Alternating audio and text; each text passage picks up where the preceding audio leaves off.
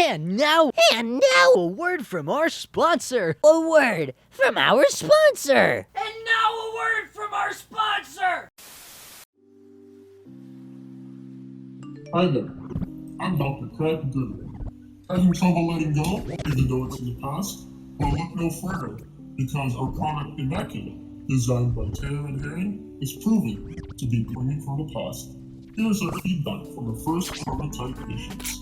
At one point, it was my entire identity. It was who I was at some point. And eventually, I had it kind of slapped me in the face, like this isn't good. And it was tough. It was like letting go a piece of yourself. It was like letting go your identity to evolve, to grow into something different. It was extremely difficult because it's like letting go a friend or like changing your personality entirely. But I think once you get past it, you kind of look back on you're like, wow, I am so much better off without it. You know, I am Because I felt like so good having that. When I started, I was one of my first people on my friend group to get a job, and I was doing real good. And then in the last little while, it just kind of started to really suck to go out and figure that out, and it was really tricky figuring out where I wanted to take that part of my life. So, you know, there's that.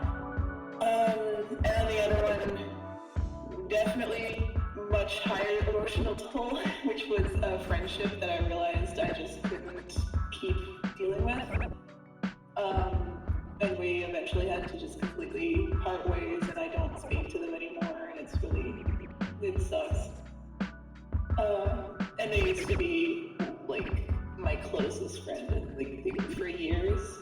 And then there was a point where I realized they just were not somebody I wanted to be around, and coming to terms with that was really hard. To be honest, I guess something that made me feel immaculate once was always searching for validation and being a people pleaser.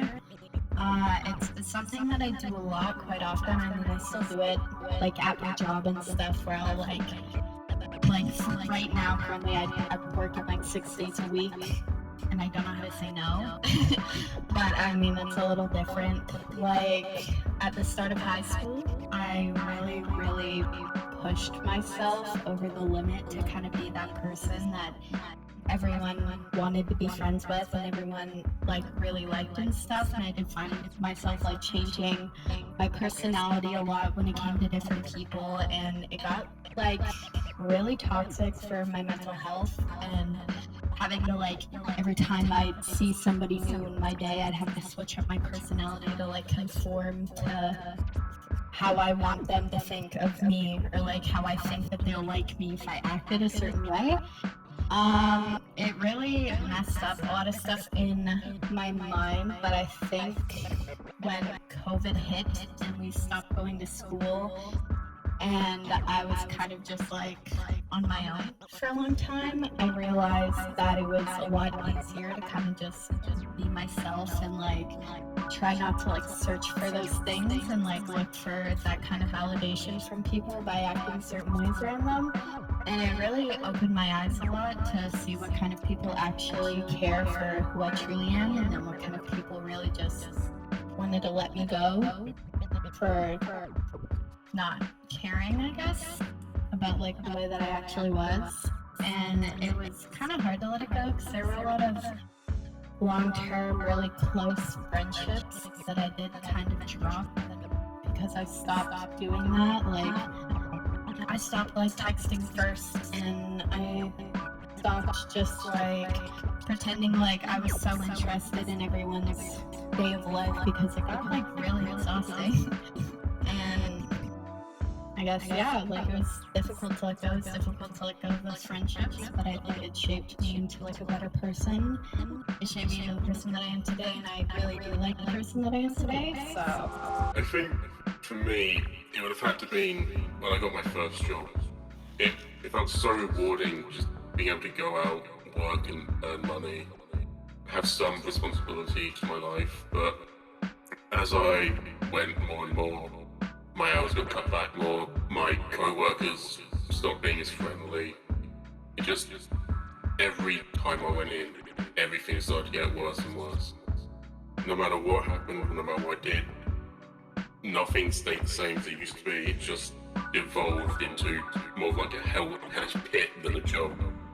Just became a nightmare to go until I was dreading it and finally decided it wasn't right.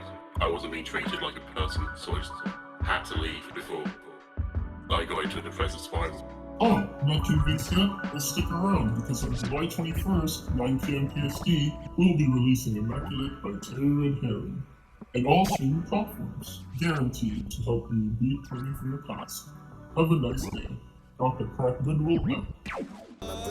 Focus on my cause, cause I'm looking for your sauce. Trying to kick it like a horse, and I'm encouraged by the force. I wanna test my limits, feeling lucky like a limerick. Inspired to be prolific, praying that it ain't a gimmick.